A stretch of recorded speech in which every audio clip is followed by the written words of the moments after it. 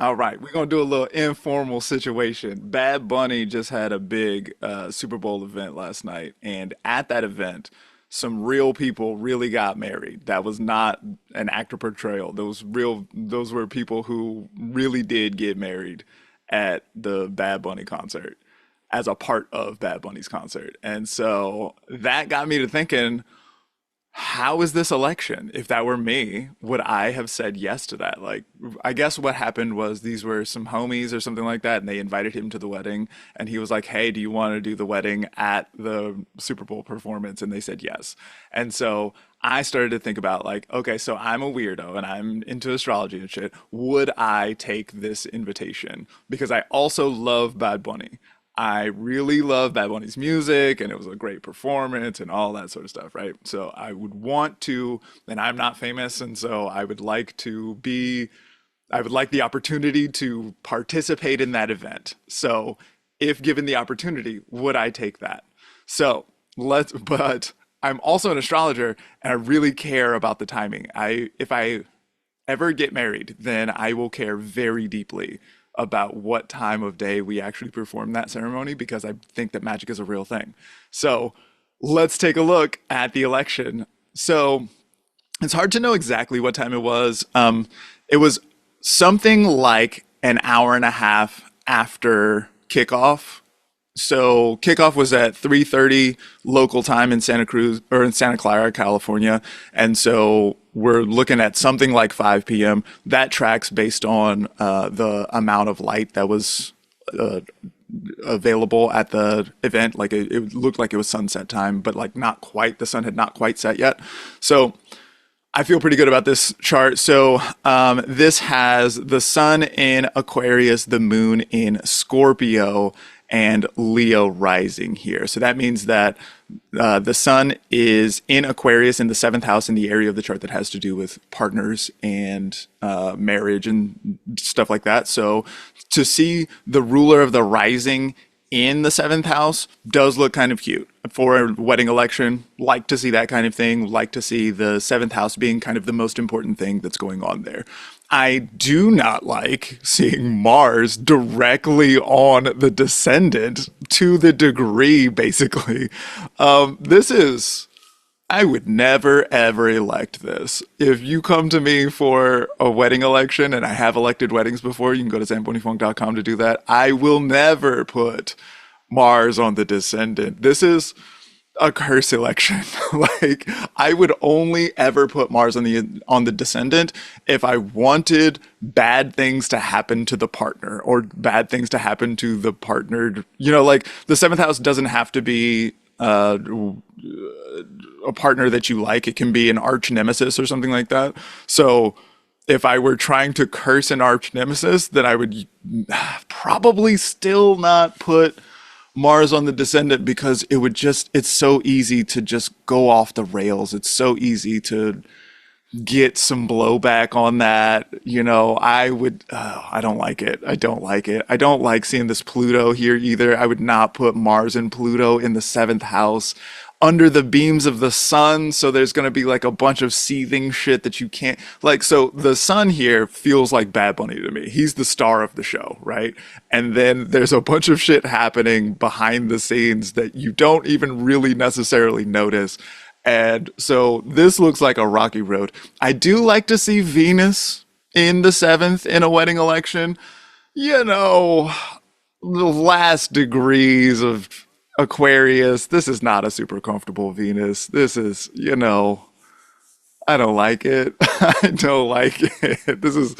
I, okay. All right. So the moon in Scorpio. Okay, so probably I'm also not electing the moon in Scorpio for a wedding election unless it is an amazing Mars or there's some reason to do that because the moon's making a trine to Jupiter or something like that. Which in this case, the moon is separating from a trine to Jupiter, who's in the 12th. Okay, and the moon is the ruler of the 12th. Okay, don't like it that much, but we'll take whatever we can get. The moon is also going to be making this square to Venus, and that's cool. Love to see the moon in between benefics like that. At least that. The Now it's not directly between the benefics because the moon is going to be square to the sun here as well. The moon square to the ruler of the rising looks like, okay, so the 12th is hidden anxieties or mental health problems or addiction or something like that. Okay, so that is in square in conflict with the rising with the me, the most important thing that's taking place here. So this looks like there's insidious stuff that happens under the surface that is in conflict with the main event that's going on here, which is the wedding. Okay, so I don't like it, like. I don't like this at all. The moon in Scorpio making a square to this uncomfortable Venus. At least there is a connection taking place here. Okay, we'll take that. Moon is also making a trine to Saturn. Now, I actually do like the moon making a trine to Saturn for a wedding election. Saturn is great for weddings. If what your goal is to have a long-term relationship that never ends, that just is for the rest of life, Saturn really does well for the rest of life. And to see that Saturn is not yet in Aries here, like I don't necessarily like the last degree, but before Aries is good, so like I do, that's actually one of my favorite things, especially since the moon or since Saturn is ruling the seventh house in Aquarius. Saturn is a very important planet when it comes to the marriage dynamic and stuff like this. And so this is close. This is conjunct Neptune within a degree. And so I don't really like Saturn's ability to do the Saturn thing in that position, but we will take it. We will take that Saturn is involved. The moon's next aspect is going to be, looks like might be to Venus, but very close,